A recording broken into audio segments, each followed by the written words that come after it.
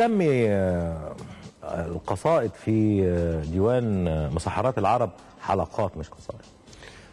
لان انا الحقيقه كاتبها في شكل حلقات تلفزيونيه، يعني بمعنى ان انا كل قصيده فيهم انا كاتبها على شكل حلقه تلفزيونيه يتناغم فيها الشعر مع الغناء مع الانشاد، الثلاث فنون دول.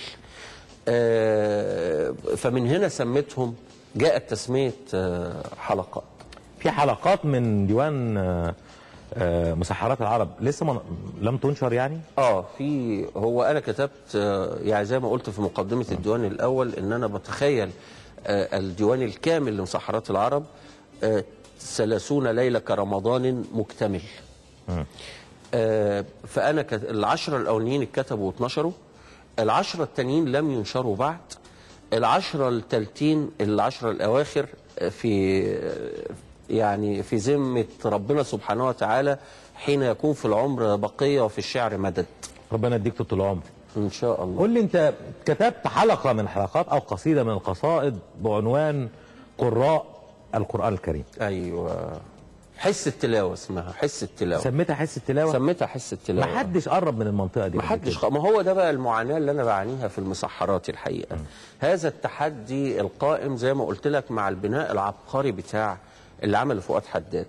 ان انا من اللحظه الاولى بحاول اشوف موضوعات لم يتم تناولها من قبل على قد ما اقدر، او موضوعات تم تناولها عند شعراء اخرين بس مش عند مسحراتي، مش في مسحراتي فؤاد حداد. من هذه الموضوعات الحقيقه انا يعني زعلان على انه بقى يعني تصدر لنا مدارس اخرى في القراءه، بينما احنا يعني المدرسه في قراءه القرآن المصريه في تلاوه القرآن الكريم، انا رايي انها مدرسه يعني لن يجود بمثلها الزمان. يعني اسست دوله، حتى يقول لك عليها ايه من التعبيرات، يقول لك دوله القراء. انه عملوا دوله قراء القرآن الكريم، اسماء عظيمه جدا في تاريخ التلاوه، كل واحد فيهم يعني شخصيه وكيان وروحانيه واحساس وحضور واحساس وشيء يعني. وبعدين هذه الدوله بهذه الاسماء انتشرت في كل دول العالم الاسلامي في الوقت اللي كانت يعني مصر فيه يعني وقفه شديده في القضايا السياسيه والقوميه والانسانيه والعالميه. كان القارئ المصري هو من يحيي يعني الليالي الدينيه في جميع انحاء العالم الاسلامي. دلوقتي الكاسيتات، انت شايف ان الكاسيتات او السيديهات وارد الخارج يعني، وتشتغل عندنا في المحلات وفي البيوت بالظبط كده. فانا وقفت عند هذه الظاهره الحقيقه. ازاي وقفت بقى؟ طب ما تفكرنا يعني. والله اقول لك، هي دي حاجه لم تنشر يعني من قبل، يبقى هنسمعها لاول مره ان شاء الله باذن الله. فبقول: مسحرات العرب، ترتيلي بيصب في نيلي رقة وإحساس وحلاوة، وبنيت وزوقت سبيلي على ندى أحلى تلاوة. لساني بسمع في الحصري بقلبي وبروحي وبصري، تجويد على فن وتغريد، على شوق من الحس المصري، على حنان، على مية ورد، على رحمة في عروق بتسري.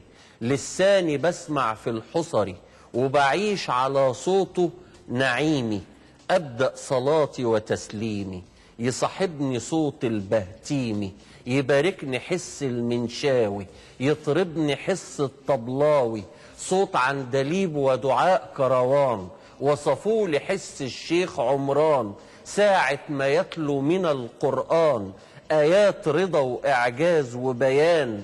المأذنة لما ارتفعت عرفنا إن الشيخ رفعت بيشد عودها بأدانه، وهي دايبة في وجدانه. نور الآيات لمس العمران، كل الشهور حوطت رمضان، والحضرة بدأت بالغفران. عبد الصمد يتلو الرحمن، والنور وبعديها الفرقان، يأتينا من حلو الترتيل، وكأننا في حضرة جبريل. أحمد ندى يقرأ الإنسان، الروح تطيب من أوجاعي، ويهل صوت الشعشاعي، يسقيني من نبع الكوثر، والتوبة في ضميرنا بتحضر.